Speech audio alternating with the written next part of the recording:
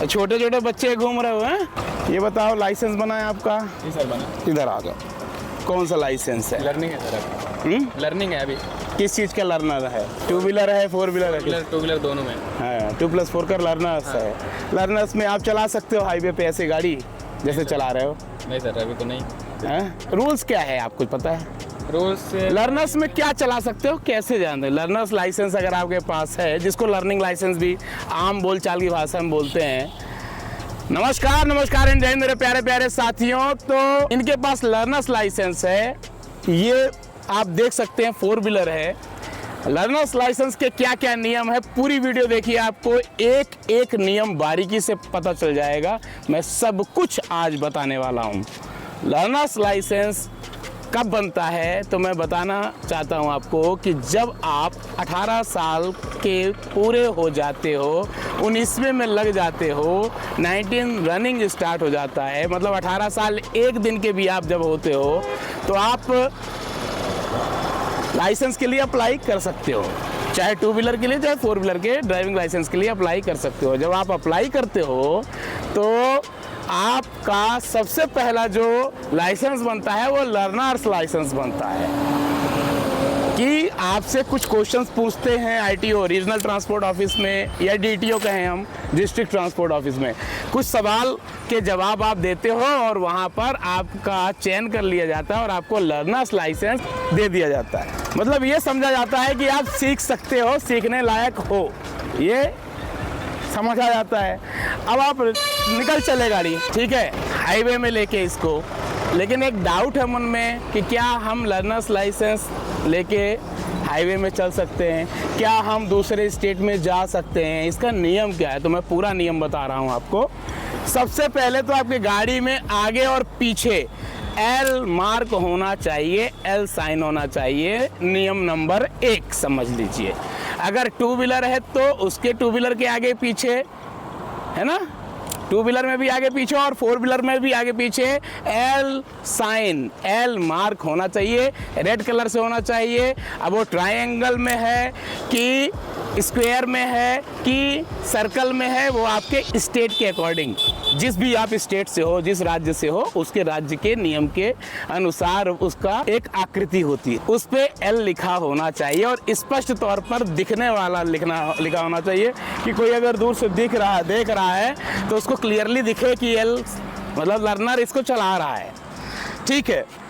दूसरी बात, इस पे आप देख सकते हो कि पीछे जैसे ये लड़का बैठा हुआ है, पीछे कोई ना बैठा हो। 4 व्हीलर की जब भी लर्नर्स की बात होती है, जब लर्नर्स चला रहा है तो उसके जस्ट बगल में, इस सीट पर, उसके जस्ट बगल में परमानेंट वैलिड लाइसेंस वाला बैठना अनिवार्य है। ये मैंडेटरी है। अगर नहीं है तो पुलिस चालान बना देगी आपका फटाक से। एल साइन नहीं है, पुलिस चालान कर देगी।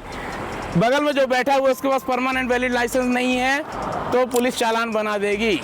और आपने 4 व्हीलर में अगर ये गलती कर दी कि किसी को भी, अपने घर के सदस्य को भी अगर किसी को आपने पीछे बैठा दिया तो आपका चालान कट जाएगा।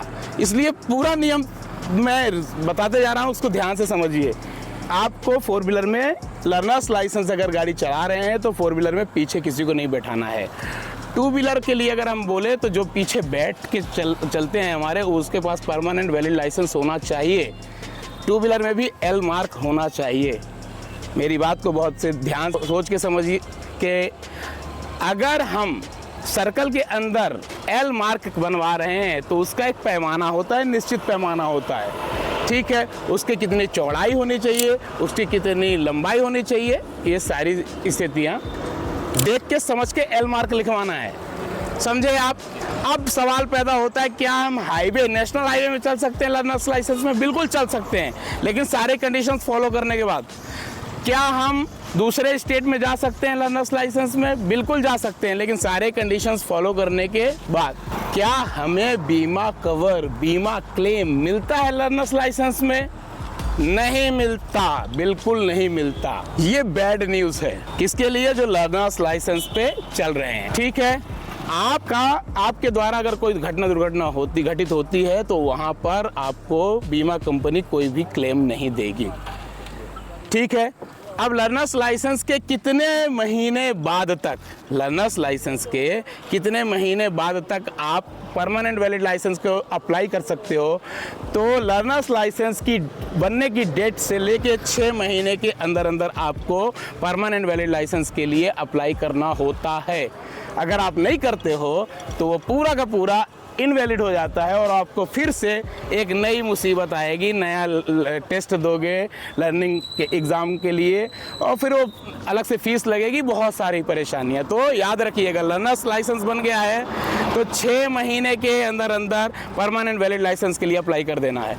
अब सवाल एक और आता है, एक सवाल और है ना कि परमानेंट वैलिड लाइसेंस के लिए हम अप्लाई कब कर सकते हैं?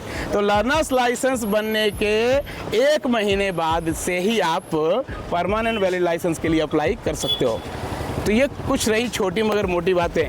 मैं फिर से आपको एक क्विक रिवीजन करता हूँ। एल साइन होना चाहिए, जो 4 व्हीलर में लर्नर्स चला रहा है उसके बगल में जो बैठे हैं उसके पास परमानेंट वैलिड लाइसेंस होना चाहिए, ठीक है, और पीछे कोई नहीं बैठा होना चाहिए। ये तो कंडीशंस हो गई, ठीक। 2 व्हीलर में जो पीछे बैठा हुआ है उसके पास परमानेंट वैलिड लाइसेंस होना चाहिए, एल साइन होना चाहिए।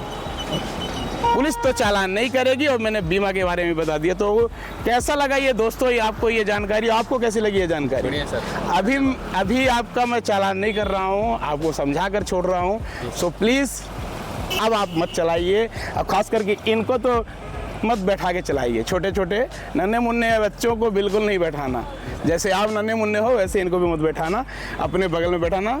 क्या क्या बताओ, क्या क्या समझ में आया आपको? सर बगल में जो बैठेगा उसके पास वैलिड लाइसेंस होना चाहिए, पीछे कोई नहीं होना चाहिए, पीछे कोई नहीं होना चाहिए 4 व्हीलर में, और 2 व्हीलर में पीछे, 2 व्हीलर में पीछे होना चाहिए। क्या हम अकेले लर्नर्स लाइसेंस में गाड़ी चला सकते हैं 2 व्हीलर या 4 व्हीलर? बिल्कुल नहीं, कोई नहीं। सीख रहे हो आप, अकेले कुछ सीखता है आदमी, ठीक है।